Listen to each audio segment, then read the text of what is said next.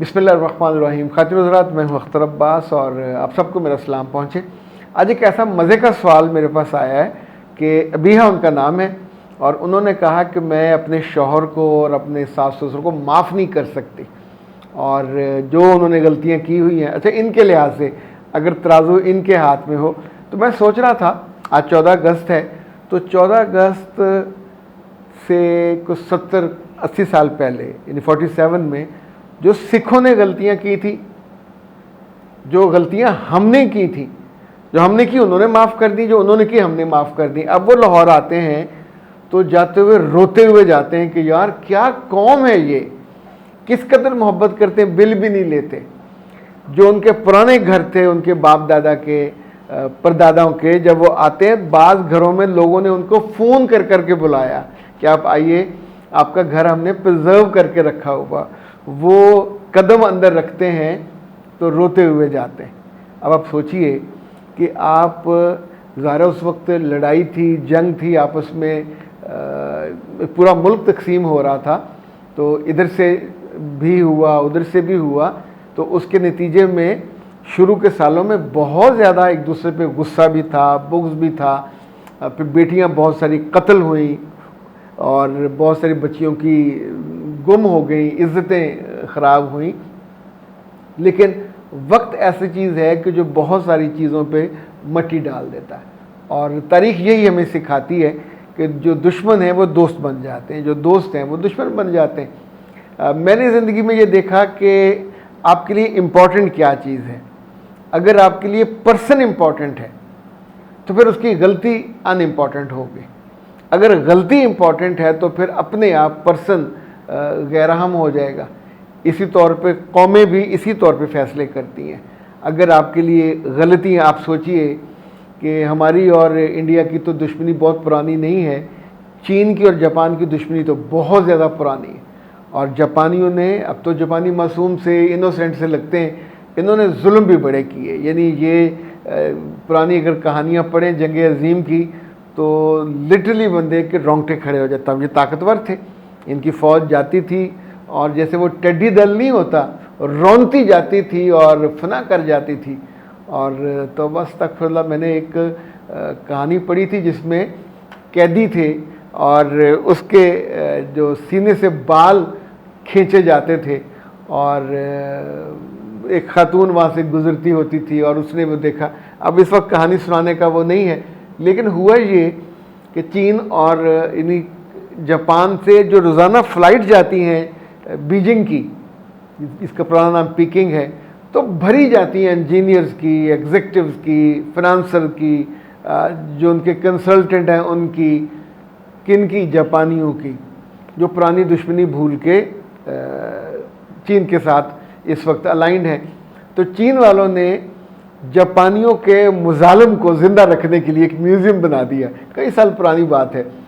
तो जापानी सफ़ीर से पूछा गया कि चीनियों ने तो उन पुरानी बातों को ज़िंदा रखने के लिए, अच्छा ताल्लुकात भी ठीक हैं, लेकिन उन्होंने अपनी हिस्ट्री प्रिजर्व की, वो बना दिया। तो जापानी सफ़ीर का जुमला बड़ा शानदार था। उसने कहा, yes I know our Chinese friends has a taste to twist the tale. अब इस जुमले की डेप्थ पे जाइए।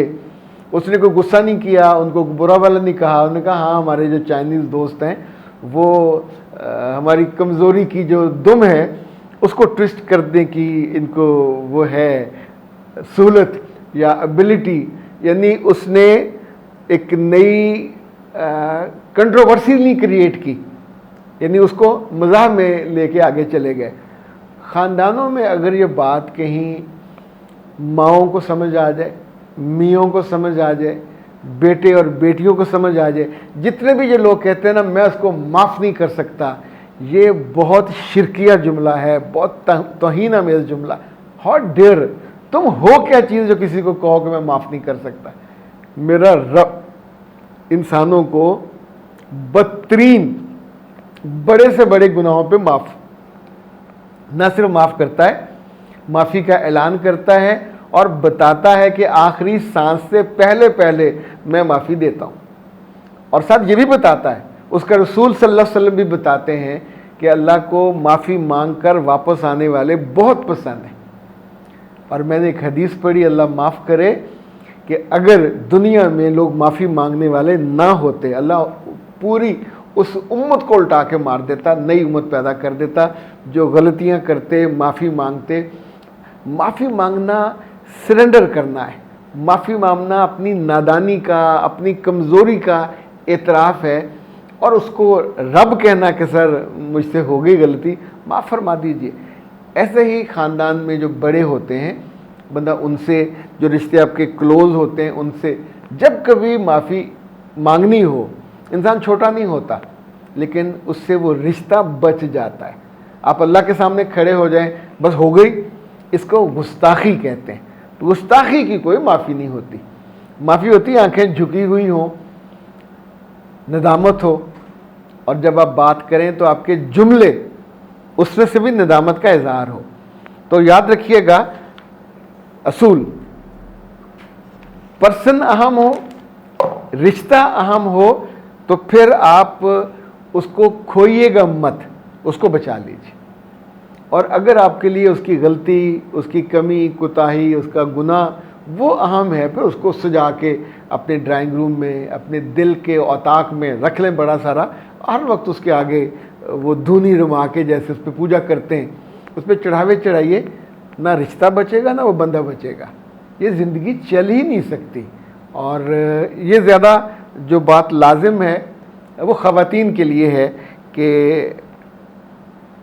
اگر آپ یہ سیکھ لیں کہ how to forget the mistake, even blunder. اللہ معاف کرے, کسی ماں کا بیٹا بلنڈر کرائے, قتل کرائے, تو کیا وہ ماں چھوڑ دیتی ہے اس کو؟ باپ بھی نہیں چھوڑتا. زمینیں بیچ کے اس ظالم کی ضمانتیں کرواتے ہیں, اس کا کیس لڑتے ہیں, جھوٹے گواہیاں لے کے آتے ہیں, کیونکہ وہ رشتہ اہم ہوتا ہے. اسی طور پہ جہاں میاں بیوی اہم ہوتے ہیں, رشتہ اہم ہوتا ہے, تو پھر ذرا سی بات پہ اس کو ضائع نہیں کرنا. اور یہ جملہ تو کبھی آپ کے منہ سے نہ نکلے کسی کے سامنے کہ جو مرضی ہو جائے میں اس کو معاف نہیں کر سکتی. یہ بہت تکبر والا جملہ ہے, اور متکبر لوگوں کو نہ دنیا پسند کرتی ہے, نہ دنیا بنانے والا پسند کرتا ہے. اور آج کا دن تو محبت کا دن ہے, پیار کا, خوشی کا, آزادی کا دن ہے. بہت سے لوگوں کو معافی کرنی چاہیے, معافی دے کے پھر اللہ سے دعا بھی کرنی چاہیے, سر میری غلطی ہے تو مجھے بھی معاف کر دیں, اس کی ہے تو اس کو بھی معاف کر دیں. اختر عباس کو دیجیے اجازت. السلام علیکم. زندگی کسی سڑک کی طرح ہے, نہ تو سڑک سیدھی ہوتی ہے ہمیشہ, اور نہ ہی اس میں سے ہمس اور جمپس آنے باز آتے ہیں. معاملات ہوں, رشتے ہوں, تعلقات ہوں, ایکسپیکٹیشن ہوں, اتنی جگہوں پہ انسان کے دل کو دھچکا لگتا ہے اور دل دکھی ہو جاتا ہے. پر ہمارے آس پاس دکھوں کو چننے والا کوئی نہیں ہوتا, ہمیں حوصلہ دینے والا بھی کوئی نہیں ہوتا, کوئی رستہ دکھانے والا بھی کوئی نہیں ہوتا. اور یہ ہر بندے کے بس میں نہیں ہوتا. جب وہ میرے پاس کاؤنسلنگ کے لیے آتے ہیں, مینٹورنگ کے لیے آتے ہیں, تو ہم پورا 1 گھنٹہ آپ کو سنتے ہیں, یہ آدھا گھنٹہ بھی ہو سکتا ہے. پاکستان میں, پاکستان سے باہر, جہاں جہاں صبح 9 سے رات 9 تک 1 گھنٹے کے سلاٹس میں لیتا ہوں, اور اس میں صرف آپ کی باتیں سنتے نہیں ہیں, آپ کو بہترین حل بتاتے ہیں. یہ کاؤنسلنگ پیڈ ہوتی ہے. اور سب سے مزے کی بات یہ ہے کہ آپ ہی کے مطالبے پہ, آپ ہی کی خواہش پہ اور آپ ہی کی مرضی پہ ہم چھٹیوں کے دن بھی کاؤنسلنگ کے لیے آن رکھتے ہیں. 0300 946 8746 0332 746 8746.